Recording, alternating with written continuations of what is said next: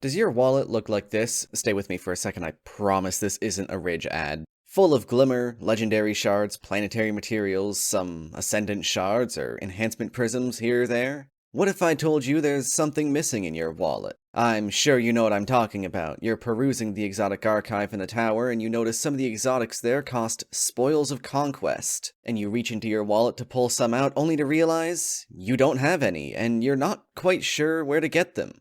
A sad day indeed, but it's a sad day we can avoid with just one person. Disclaimer, farming spoils solo is almost entirely non-viable. You are limited to sources that can only be done once a week per character. Please do not whine about the title. It's there to pull in people and tell them the limited ways they have to gain spoils as a solo player. Wait, did it just say something about the solo method not being viable? Don't worry about it. I'm sure it's nothing serious. Now then, to make sure we're all on the same page here, let's list off the ways you can get Spoils of Conquest as of Season 13 using as few out-of-bounds tricks as possible. For a full clear, Last Wish gives you 18 spoils, I believe Garden of Salvation gives you 20, and Deepstone Crypt gives you 20 for every clear after you're first on a character that week, along with an extra 20 per character each week from the extra chests in the Sparrow introduction and between Encounter 2 and 3, the Spacewalk. Notably, Deepstone Crypt is infinitely farmable, i.e. every single run after your weekly completion for that character will grant you another 20 spoils, no matter how many times you complete the raid in that week. However, for Last Wish or Garden of Salvation, this is not the case. You will get everything from the first completion, and there is no need or reason to repeatedly run them if you've already done your weekly clear. So, we have our baseline of 174 spoils each week if you complete Last Wish, Garden of Salvation, and Deepstone Crypt with the bonus chests for Deepstone on all 3 characters, and then as many spoils as you want so long as you continue re-clearing Deepstone Crypt. So then, starting with solo players, what is the best way to farm Spoils of Conquest? Well, dear viewer, you may be disappointed to know that as a solo player, you cannot infinitely farm spoils at all, since you can't reasonably complete any Deepstone Crypt encounter without at least 2 to 3 people.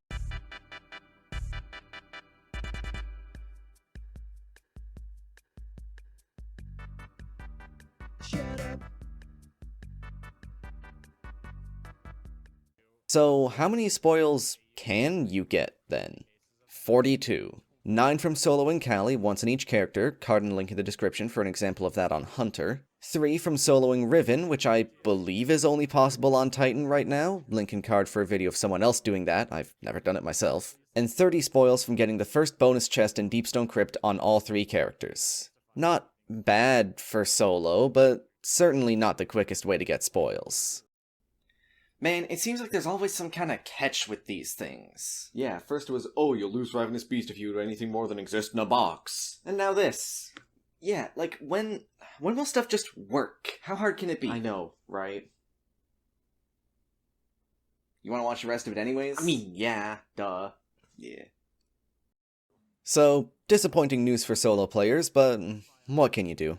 So then, what if you have a group of 6? Well, all the solo methods are still there, of course. Callie will die 6 times as fast, Deepstone Crypt chests are still there, and killing Riven will be much easier with 6 people, making it possible on all 3 characters. But let's go back to Deepstone Crypt for a second, because through adding 5 more people, we've unlocked the ability to skip getting spoils through Last Wish entirely, and go straight to what will be our best source of spoils from now on. Encounter 1 of Deepstone Crypt, Crypt Security.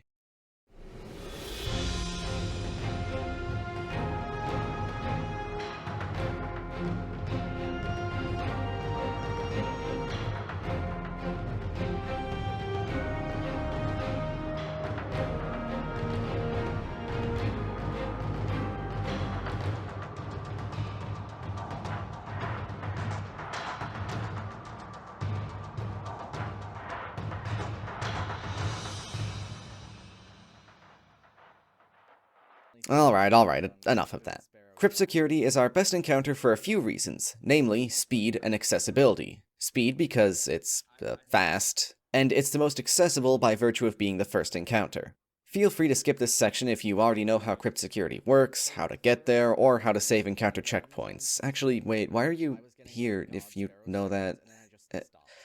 Anyways, I'm gonna play a clip of me going from the beginning of Deepstone Crypt to Crypt Security at 4 times speed. Feel free to slow the video down if you don't know the path through the snowstorm.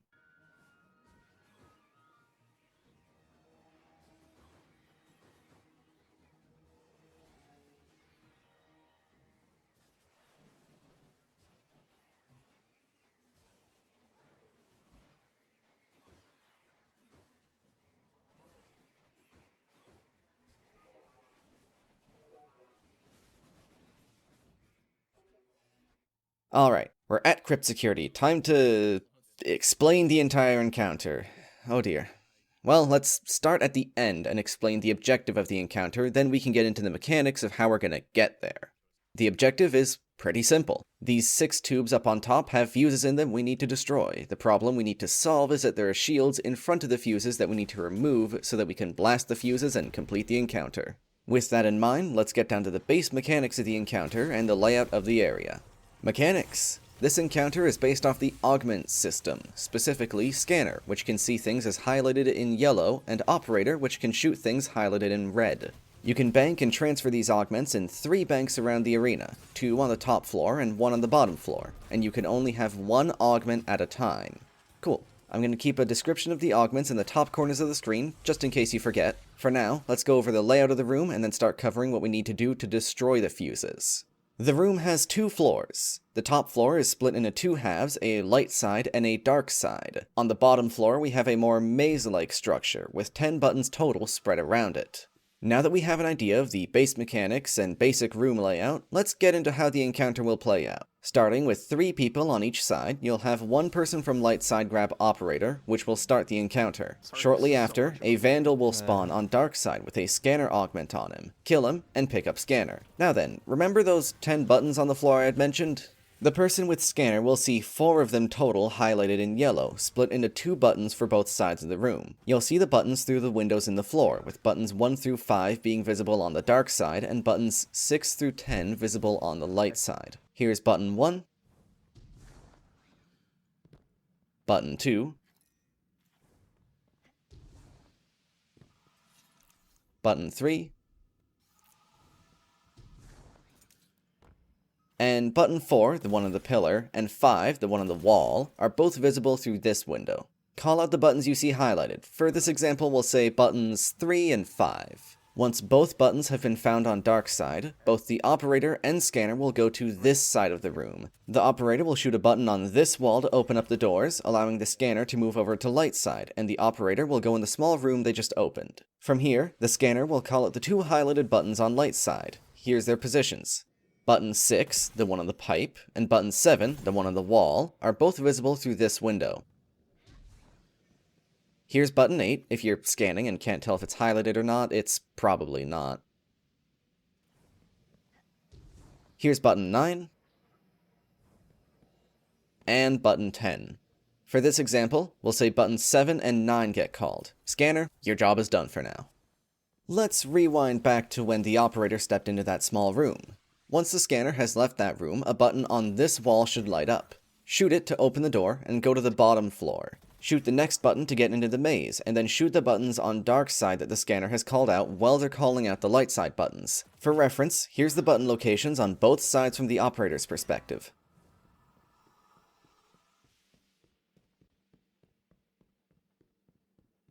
Button 1, button 2, button 3, button 4 on the pillar, button 5 on the wall, button 6 on the pipe, button 7 on the wall, button 8, button 9, and button 10. Side note, while you're doing this, there will be servitors, overload champions, and other ads spawning on top. For everyone who doesn't have an augment, just kill the servitors, kill the champions, keep the room clean. It's not that hard. Especially make sure to kill the servitors as soon as possible. If there's a single one alive, all 3 augment banks will be locked, which will be important in just a second here. So, you've shot all 4 buttons on the bottom floor, and the shields are raising above the fuses. Quick, shoot them all as fast as you can. Why did we wipe? Yeah, there's still one more thing we need to do. You see, only 1 fuse is active, as in you can shoot it without killing everyone, at a time, and we need the person on the bottom floor to have Scanner so that they can tell us which fuse is currently active.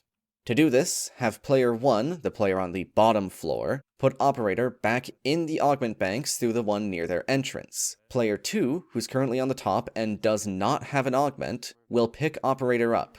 Now that the augment bank is empty again, have player 3, who currently has Scanner, put Scanner in the bank, and player 1, who is again on the bottom, will then pick up Scanner. Cool, but don't start shooting yet. Player 1, you're going to be looking at these fuses near the augment bank you just picked scanner up from, and you'll be calling them out like this. Light left, light middle, light right, and dark left, dark middle, dark right. Keep your orientation in mind. If you're looking at the light fuses, the augment bank will be to your left.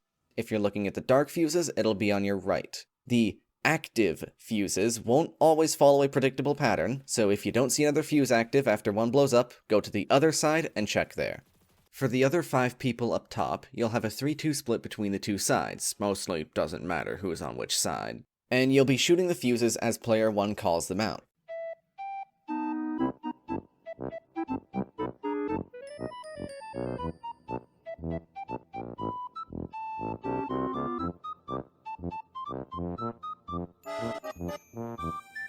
Once all the fuses have been blown up, the encounter is over, and you'll get your loot.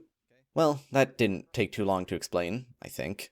Oh, and if you're wondering what gear you should be using, the most consistent DPS for blowing up the fuses is Xenophage. If you don't have that, things like 1000 Voices, Heavy Grenade Launchers, 4th Horseman, or even Bastion should all work for one cycling. Mid to short range kinetic weapons are best for the encounter. As an example, I usually use an SMG or hand cannon with a slug shotgun. You can also use a sidearm if you please.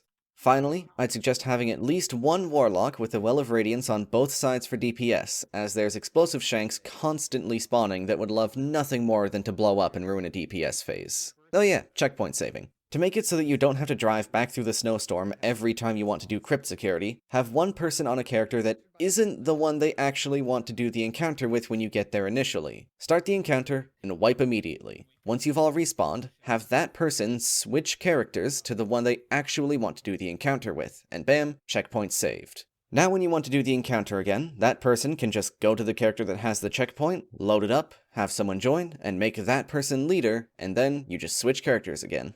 And that's pretty much crypt security. A one cycle takes a bit under 2 minutes to pull off, accounting for another minute or so to load everyone back into the encounter. You're looking at around, 2.5 spoils per minute. Not bad. Not bad at all.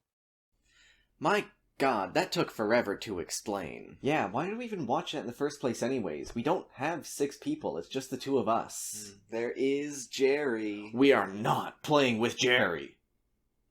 Well, we don't have anyone else. Fine. So... Hey Jerry, wanna play some Destiny?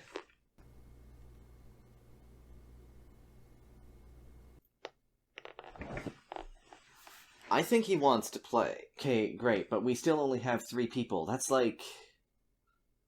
2, 3, 4, 5... half of the amount of people that we need. Yeah, true. I wonder if there's a way to farm spoils with only 3 people. I'm glad you asked, viewer. I forgot I could do that. Completing crypt security is possible with only 3 people, but it's nowhere near as easy. There's 2 ways to go about it. A quicker one that runs 2 hunters to 1 phase crypt, and a slower but easier one that runs 2 warlocks. Warlock strat first. You'll be running Well of Radiance for the 2 people who stay upstairs, 1 Enlightened Dark each, and Top Tree Dawn for the person in bottom so that they can zoom around with Icarus Dash. Top people will be running Xenophage, a slug shotgun, and a weapon that can spawn Warmind cells. Trust me, you will need those to clear the dregs to make things easier. Bottom person will run Bastion so that they can pop a fuse or 2 on the second phase, since it's very hard to one-phase with this setup, if not impossible. Strats are mostly the same as regular crypt security, except you'll be passing scanner from dark to light through the augmentation terminals once you scan the 2 dark buttons, instead of going through the door. Make sure you're on top of killing servitors. If there's none of those, or any overload champions, just keep track of ads and you should have a relatively easy time getting the 2-phase. Just don't forget to save the checkpoint first. 2-phase shmoo phase. I want to 1-phase it. Yeah, me too. I'm not settling for any dumb old 2-phase. I'm sure Jerry hates the idea too. Hey Jerry, you don't want to 2-phase this, right?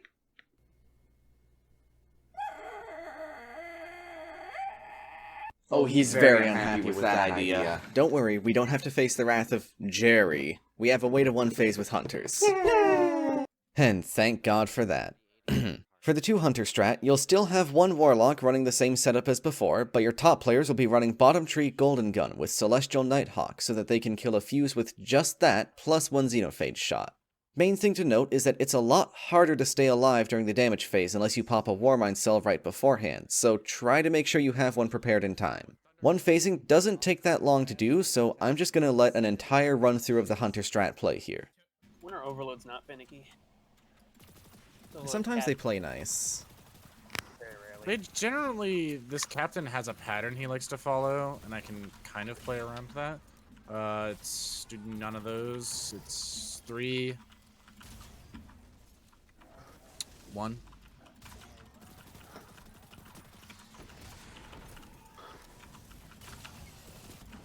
Kit's in.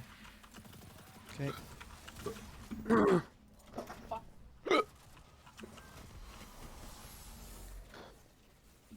Hey, come over here. Not Come on, 6, be my- 7.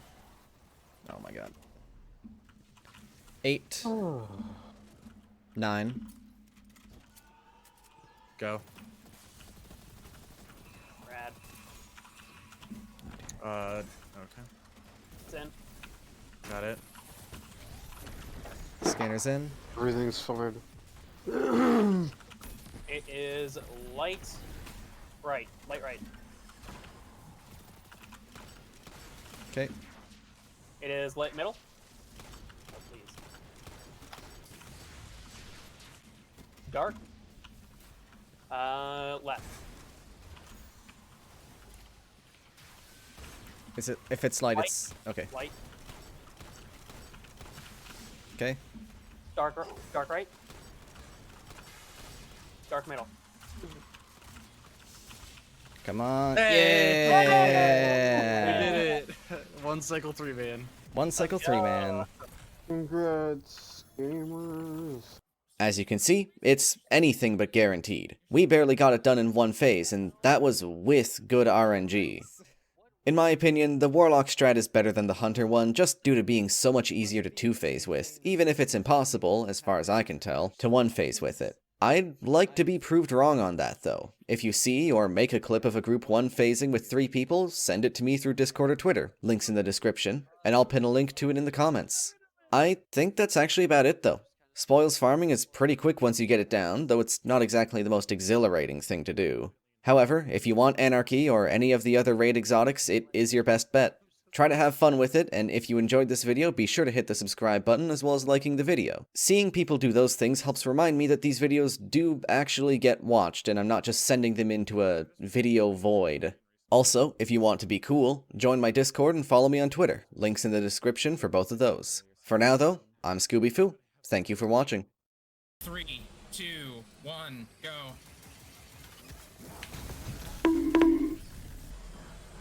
Right front. Yay.